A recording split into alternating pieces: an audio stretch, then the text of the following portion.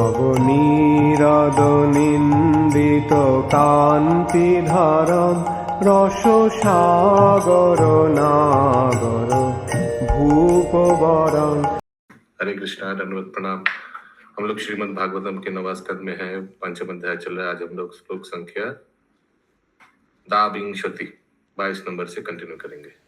Shrimad Bhagavatam 9.5.22 onwards. Shri शुक उवाच, बोलिए। शुक उवाच एवं संकीर्त राजानां एवं संकीर्तय राजानां दुर्वासा परितोषिता ययौ विहाय सामन्त्र ब्रह्मलोकम् अहेतुकम्। श्री शुकदेव गोस्वामी ने आगे कहा, इस प्रकार सब तरह से संतुष्ट होकर महान योगी दुर्वासा ने अनुमति ली और वे राजा का निरंतर यशोगान करते हुए वहां से चले गए। वे आकाश मार्ग से ब्रह्मलोक गए, जो शुष्क ज्ञानियों से रहित है। तात्पर्य। यद्यपि दुर्वासा मुनि आकाश मार्ग से ब्रह्मलोक गए, किंतु उन्हें किसी विमान की आवश्यकता नहीं पड़ी, क्योंकि महान योगी जन बिना किसी यंत्र के एक लोक से दूसरे लोक की यात्रा कर सकते हैं। सिद्ध लोक के निवासी किसी भी लोक की यात्रा कर सकते हैं, क्योंकि उन्हें योग की सारी सिद्धियां सहज प्राप्त हैं। इस तरह महान योगी दुर्वासा मुनि आकाश मार्ग से किसी लोक को, यहाँ तक कि ब्रह्मलोक को भी जा सकते थे। ब्रह्मलोक में हर व्यक्ति स्वरूप सिद्ध है और परम सत्य को प्राप्त करने के लिए उसे किसी दार्शनिक चिंतन की आवश्यकता नहीं पड़ती। ब्रह्मलोक जाने का उद्देश्य वहां के निवासियों को यह बताना था कि भक्त कितना शक्तिशाली होता है और इस भौतिक जगत के हर जीव से आगे निकल सकता है। तथाकथित ज्ञानी तथा योगी किसी भक्त की तुलना में ठहर नहीं सकते। हरे कृष्ण।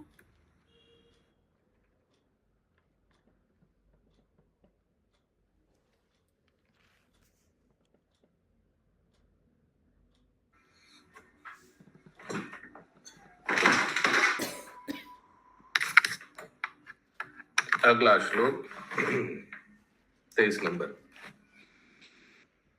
संवत्सरो अत्यगातावत् धावता नागतो गता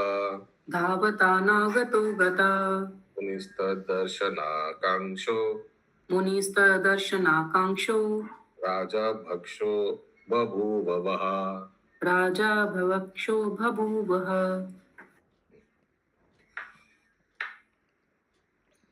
सॉरी, मुझे पढ़ना है। दुर्वासा मुनि महाराज अम्बरीश के स्थान से चले गए थे और जब तक वे वापस नहीं लौटे, पूरे 1 वर्ष तक, तब तक राजा केवल जल पीकर उपवास करते रहे।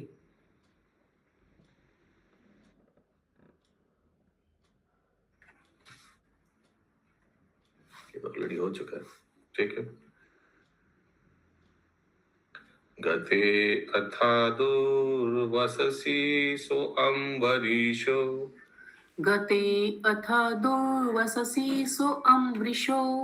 द्विजोपयोगाति पवित्रम आहरात् ऋषिर्विमुक्षं व्यसनां च वीक्ष्य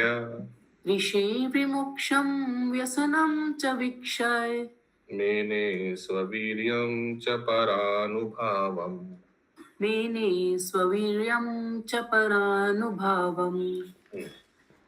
एक म्यूट में है माता जी। सॉरी। 1 वर्ष बाद जब दुर्वासा मुनि लौटे तो राजा अम्बरीश ने उन्हें सभी प्रकार के व्यंजन भरपेट खिलाए और तब स्वयं भी भोजन किया। जब राजा ने देखा कि दुर्वासा दग्ध होने के महान संकट से मुक्त हो चुके हैं, तो वे यह समझ सके कि भगवान की कृपा से वे स्वयं भी शक्तिमान हैं, किंतु उन्होंने इसका श्रेय अपने को नहीं दिया, क्योंकि यह सब भगवान ने किया था। तात्पर्य। महाराज अम्बरीश जैसे भक्त नाना प्रकार के कार्यों में सदा व्यस्त रहता है। निस्संदेह यह संसार सभी प्रकार के संकटों से भरा पड़ा है जिनसे मनुष्य का सामना होता रहता है, किंतु भगवान पर पूर्णतः आश्रित रहने के कारण भक्त तनिक भी विचलित नहीं होता। इसके प्रत्यक्ष उदाहरण महाराज अम्बरीश हैं। वे सारे जगत के सम्राट थे और उन्हें अनेक कार्य संपन्न करने होते थे, और इन कार्यों के बीच में दुर्वासा मुनि जैसे व्यक्ति अनेक प्रकार के व्यवधान उपस्थित करते रहते थे, लेकिन राजा इन सबको धैर्य पूर्वक सहता जाता था, क्योंकि वे भगवान की कृपा पर पूर्णतः निर्भर रहता था। किंतु भगवान सबके हृदयों में स्थित है। सर्वस्य चाहम हृदय सन्निविष्ट, और वे अपनी इच्छा अनुसार कार्य चलाते हैं। अतः यद्यपि महाराज अम्बरीश को अनेक उपद्रवों का सामना करना पड़ा, किंतु भगवान उन पर दयालु थे। अतएव सारी बातें इस तरह से नियोजित हो सकी कि अंत में दुर्वासा मुनि तथा महाराज अम्बरीश महान मित्र बन गए, और उन्होंने भक्ति योग के आधार पर मैत्री भाव से एक दूसरे से विदा ली। अंततः दुर्वासा मुनि को भक्ति योग की शक्ति पर विश्वास हो गया, यद्यपि वे स्वयं महान योगी थे। अतएव जैसा कि भगवान कृष्ण ने भगवत गीता 6 श्लोक 47 में कहा है, योगी नाम अपि सर्वेषां मद्गतेनंतरात्मना श्रद्धावान भजते यो माम स मे युक्तमो मतः। समस्त योगियों में से जो योगी श्रद्धा पूर्वक मुझ में सदैव विश्वास करता है और दिव्य प्रेमा भक्ति से मेरी पूजा करता है, वह योग द्वारा मुझसे भली भांति संयुक्त हो जाता है और सबसे उच्चस्थ होता है। इस तरह यह तथ्य है कि भक्त महानतम योगी होता है, जैसा कि महाराज अम्बरीश द्वारा दुर्वासा मुनि के साथ किए गए व्यवहार से सिद्ध होता है। हरे कृष्ण।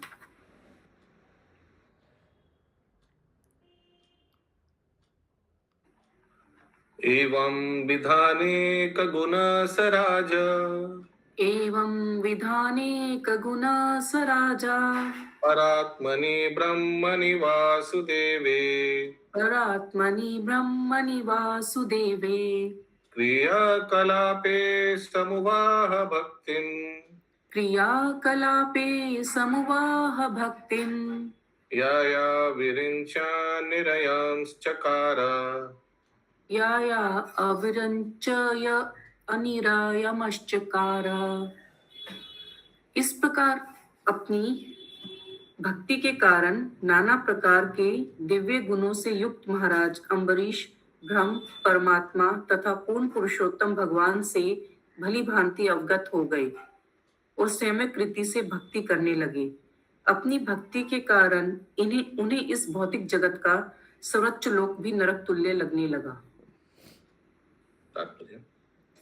महाराज अम्बरीश जैसा महान एवं शुद्ध भक्त ब्रह्म, परमात्मा तथा पूर्ण पुरुषोत्तम भगवान से भली भांति परिचित रहता है। दूसरे शब्दों में वासुदेव कृष्ण का भक्त परम सत्य के अन्य स्वरूपों से अवगत रहता है। परम सत्य की अनुभूति 3 रूपों में की जाती है, ब्रह्म, परमात्मा तथा भगवान। ब्रह्मेति परमात्मेति भगवान इति शब्दते। भगवान वासुदेव का भक्त सब जानता है, वासुदेव सर्वम इति, क्योंकि वासुदेव कृष्ण में परमात्मा तथा ब्रह्म दोनों निहित रहते हैं। मनुष्य को योग क्रिया द्वारा परमात्मा की अनुभूति नहीं करनी होती, क्योंकि सदैव वासुदेव का ध्यान करने वाला भक्त सर्वोच्च योगी है। योगी नामपि सर्वेषां। जहाँ तक ज्ञान का संबंध है, यदि कोई वासुदेव का पूर्ण भक्त है तो वह सबसे बड़ा महात्मा है। वासुदेव सर्वम इति स महात्मा स दुर्लभ। महात्मा वह है जिसे परम सत्य का पूरा ज्ञान हो। इस प्रकार महाराज अम्बरीश भगवान का भक्त होने के कारण परमात्मा, ब्रह्म, माया, भौतिक जगत, आध्यात्मिक जगत तथा सर्वत्र घटित होने वाली घटनाओं से पूरी तरह अवगत थे। यस्मिन् विज्ञाते सर्वम एव विज्ञातम भवति। वासुदेव को जानने के कारण उनका भक्त वासुदेव की सृष्टि के भीतर हर वस्तु को जानता है। वासुदेव सर्वम इति स महात्मा स दुर्लभ। ऐसा भक्त इस भौतिक जगत के भीतर सुख के सर्वोच्च स्तर को कोई महत्व प्रदान नहीं करता। नारायण अपरा सर्वे नाकुतश्चन बिभ्यति सर्वगा स्वर्ग अपवर्ग नरकेष्वपि तुल्यर्थदर्शिना। भागवत 6:17-28। भक्ति में स्थिर रहने के कारण भक्त इस जगत के किसी भी पद को महत्वपूर्ण नहीं मानता। इसलिए श्री प्रबोधानंद सरस्वती ने लिखा है, चैतन्य चंद्रामृत 5। केवल प्रभु जी इसका ट्यूनिंग कैसे जाएगा, स्ट्रेट या वो क्या करिए, वो वाला पहले करिए। कैवल्यम नरका अयते त्रिदश पूरकाश पुष्पयते। नहीं हो पा रहा है, वो नहीं हो रहा, फिर वो करिए, वो वाला मतलब स्ट्रेट वाला। कैवल्यम नरक अयते त्रिदश पूरकाश पुष्पायते। वो वाला भी। हाँ, कौन सा? आप ही कर लीजिए प्रभु जी।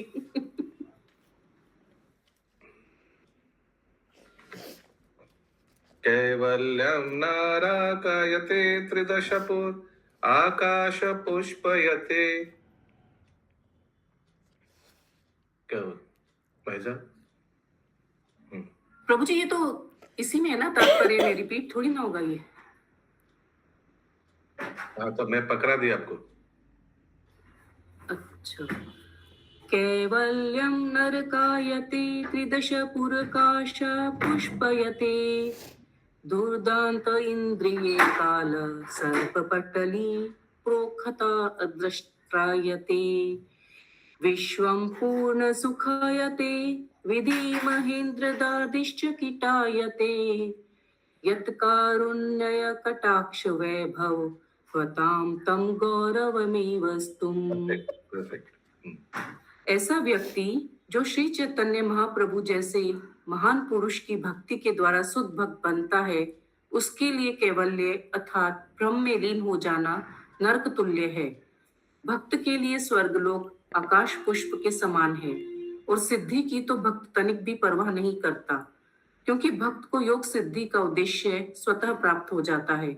ऐसा तभी संभव है जब मनुष्य श्री चैतन्य महाप्रभु के आदेशों के माध्यम से भगवत भक्त बन जाता है। हरे कृष्ण। श्रीशुकवाच श्रीशुकुवाच अथम्बरीशस्तनेषु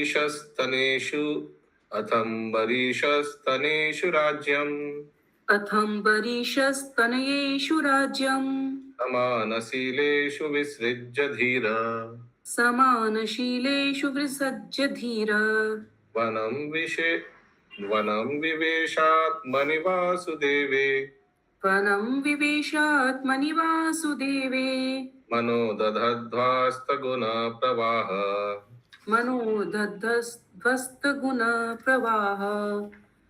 श्री सुखदेव गोस्वामी ने आगे कहा, तत्पश्चात भक्तिमय जीवन की उन्नत दशा के कारण अम्बरीश भौतिक वस्तुओं की किसी तरह से इच्छा न रखते हुए सक्रिय गृहस्थ जीवन से निवृत्त हो गए।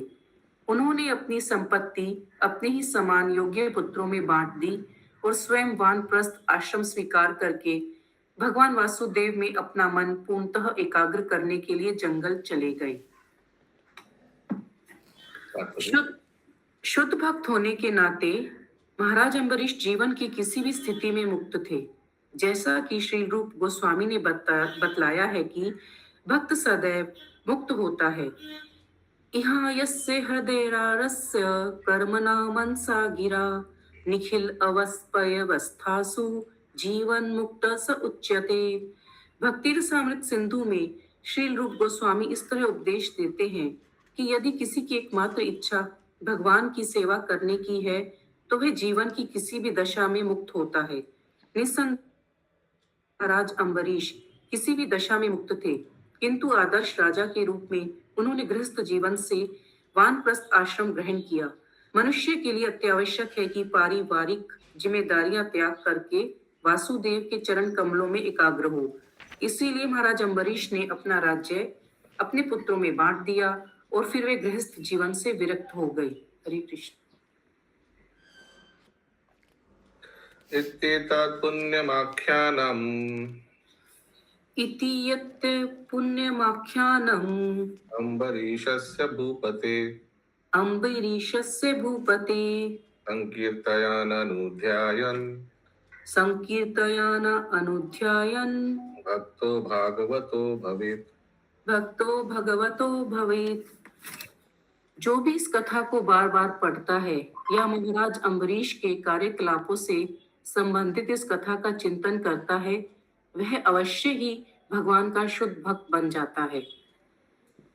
तात्पर्य, यहाँ पर श्री विश्वनाथ चक्रवर्ती ठाकुर ने एक उत्तम उदाहरण दिया है। जब कोई मनुष्य धन के लिए अति लालायित रहता है तो वह लखपति या करोड़पति बन जाने पर भी संतुष्ट नहीं होता, प्रत्युत येन केन प्रकारेण और अधिक धन कमाना चाहता है। ऐसी ही मनोवृत्ति भक्त में भी पाई जाती है। भक्त यह सोचकर कभी संतुष्ट नहीं होता कि मेरी भक्ति की यह सीमा है। वह भगवान की जितनी अधिक सेवा करता है उतनी ही अधिक सेवा करने की उसकी इच्छा जगती है। यह एक भक्त की दशा है। महाराज अम्बरीश अपने गृहस्थ जीवन में सभी प्रकार से शुद्ध भक्त थे, क्योंकि उनका मन तथा उनकी सारी इंद्रियां भक्ति में लगी रहती थी। सवे मनः कृष्ण पदारविंद्यो वचांसी वैकुंठ गुणानुवर्णने। महाराज अम्बरीश आत्मतुष्ट थे, क्योंकि उनकी सारी इंद्रियां भक्ति में लगी रहती थी। सर्वोपाधि विनिर्मुक्तम तत्पर्तवेन निर्मलम ऋषिकेन ऋषिकेश सेवनम भक्ति उच्यते। महाराज अम्बरीश ने अपनी सारी इंद्रियों को भक्ति में लगाए रखते हुए भी अपना घर त्याग दिया और अपने मन को श्री कृष्ण के चरण कमलों पर एकाग्र करने के उद्देश्य से वे जंगल चले गए। ठीक वैसे ही जैसे एक व्यापारी धन धान्य से संपन्न होते हुए भी और अधिक धन कमाना चाहता है, भक्ति में अधिकाधिक लगे रहने की यह प्रवृत्ति मनुष्य को महान पद पर लाती है। कर्म स्तर पर जो व्यापारी अधिकाधिक धन चाहता है वह अधिकाधिक बंधन में फंसता जाता है, जबकि भक्त अधिकाधिक मुक्त होता जाता है। हरे कृष्ण।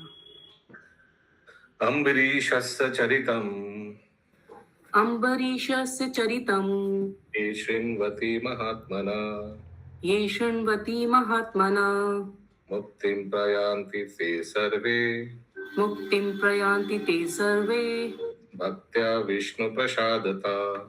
भक्त्या विष्णु प्रसादता।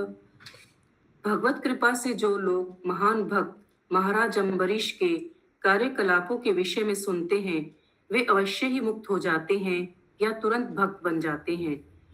इस प्रकार श्रीमद् भागवत के 9वें स्कंद के अंतर्गत दुर्वासा मुनि को जीवन दान नामक 5वें अध्याय के भक्ति वेदांत तात्पर्य पूर्ण हुए। हरे कृष्ण। हरे कृष्ण। छठा स्कंद शुरू करते श्रील प्रभुपाद का प्रणाम मंत्र बोलते हुए।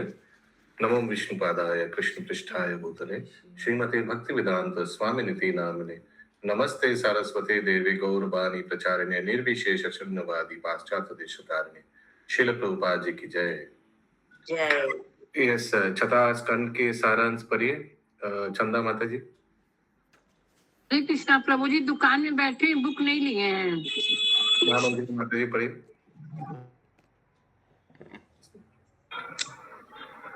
प्रभु मैं पढ़ूं? हाँ।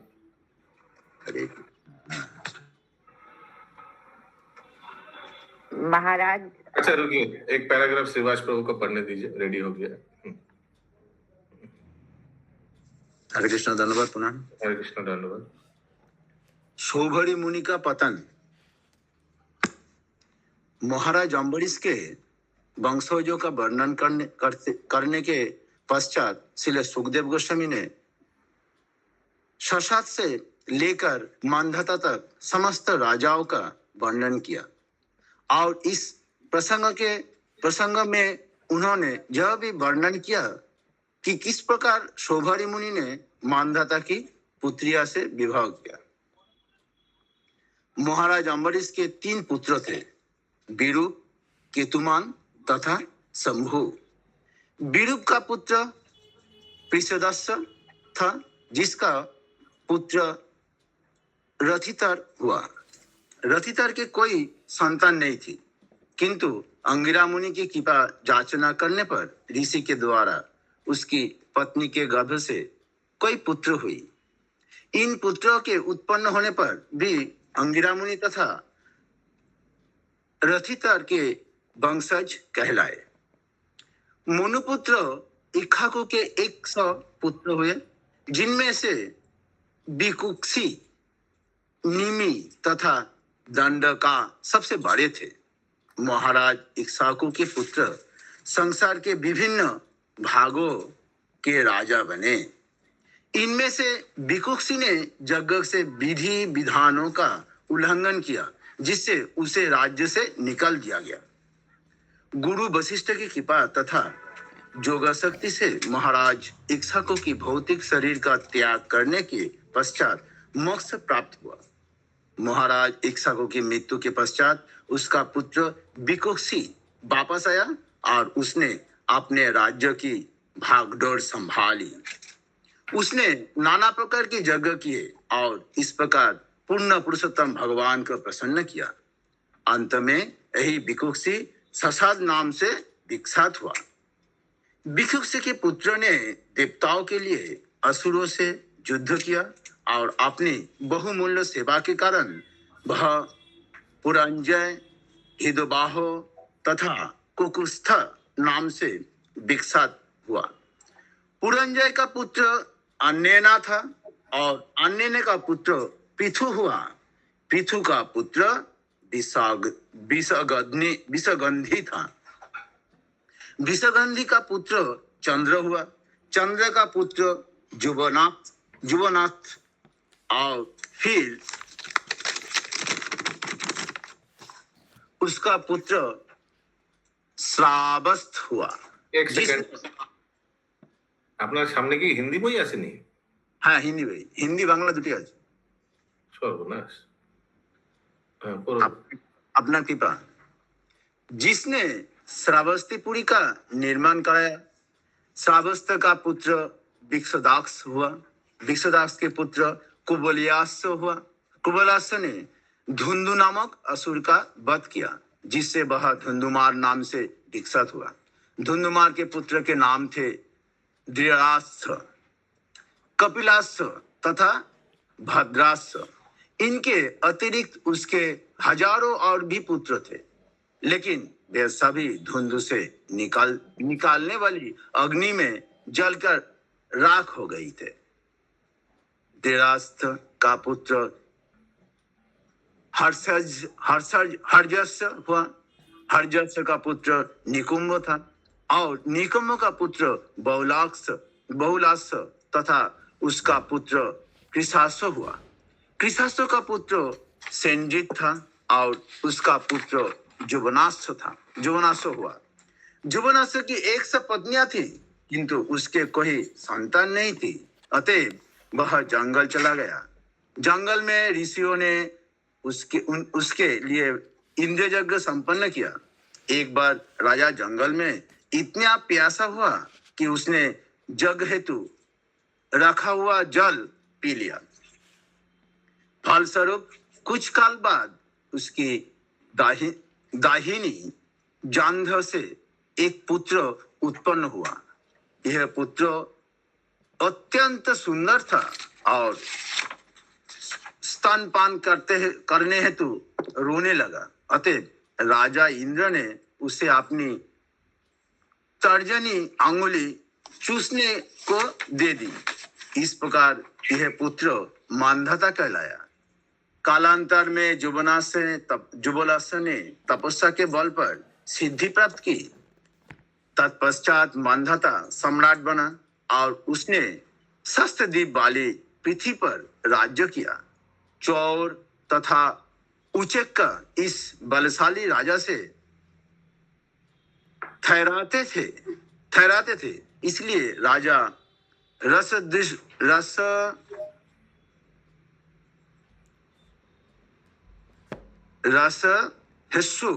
रसहस्सु कहलाने लगा, जिसका अर्थ है वह जिससे बदमाश और उचेक भयभीत हो। मानदाता की पत्नी बिंदुमती के गर्भ से 3 पुत्र तथा 50 पुत्रियां उत्पन्न हुई।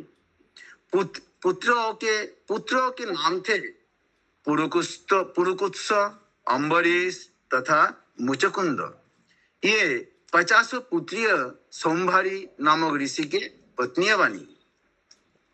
इस प्रसंग में श्रील सुखदेव गोस्वामी ने सौभारू मुनि के इतिहास का वर्णन किया है, जो मछली के प्रति इंद्रिय विचलन के कारण अपने जोग से पतित हुए और काम सुख हेतु मानधाता की सभी पुत्रियों से विवाह करना चाहा। अंत में सौभारू मुनि को अत्यधिक पश्चाताप हुआ, अतः उन्होंने वानप्रस्थ आश्रम स्वीकार करके कठिन तपस्या की और इस प्रकार सिद्धि पाई। श्रील सुखदेव गोस्वामी ने यह भी वर्णन किया है कि किस प्रकार सौभारू मुनि की पत्नी भी सिद्ध बने। पहला त्रिभाष प्रभु की जय। जय जय हरि बोल। एक एक शब्द स्पष्ट उच्चारण, अब वर्ड भी कितने अच्छे से पढ़े हैं प्रभु जी। Very nice. ग्रंथराज श्रीमद् भागवतम की जय, श्रील प्रभुपाद जी की जय। जय जय।